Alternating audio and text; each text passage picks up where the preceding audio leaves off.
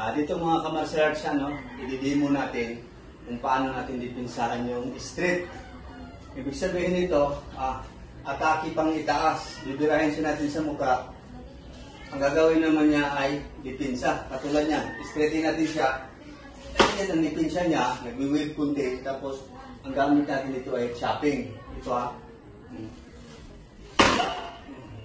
Kung kaliwitin naman, ganun din. Mag-wave ka kunti, sabay dipinsa natin ang chopping. Katulad niyan, straightin natin siya rito. Sa pao.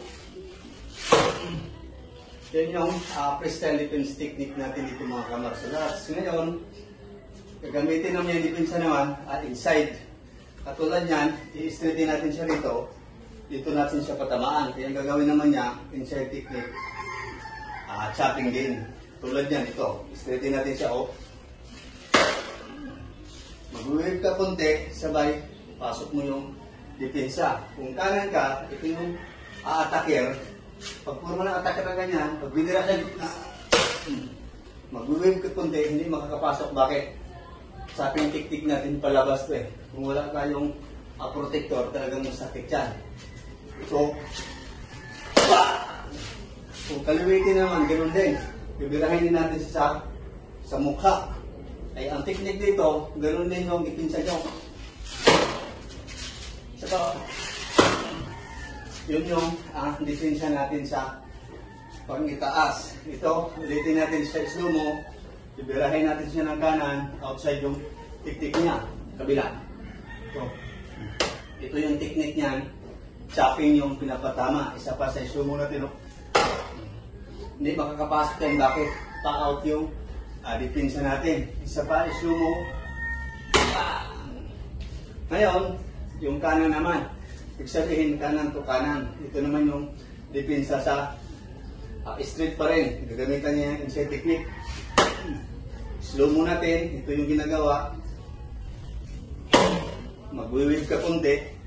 Sabay, pasok yung chopping technique natin.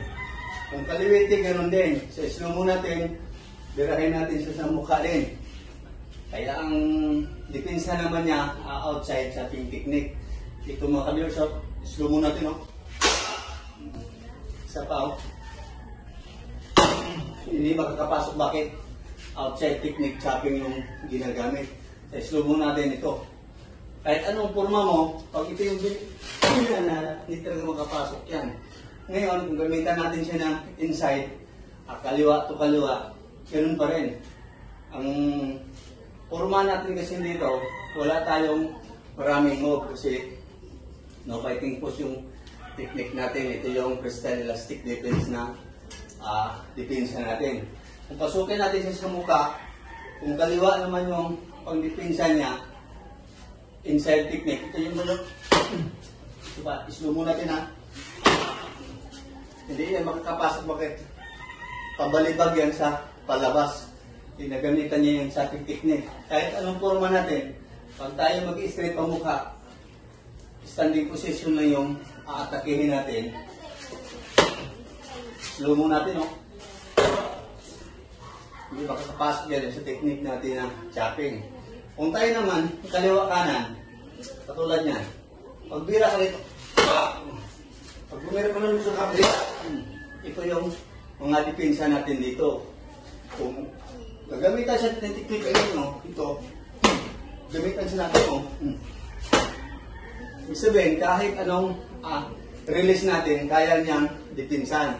Sa slow mo natin, kung magbirata siya kanan, bibirahin naman natin siya ng kaliwa. Ang technique natin dito ay fighting push tayo. Kaya pinag-aralan natin kung paano tayo magdepensa ng walang gaanong galaw kasi yung technique natin dito ay pang self-defense lang.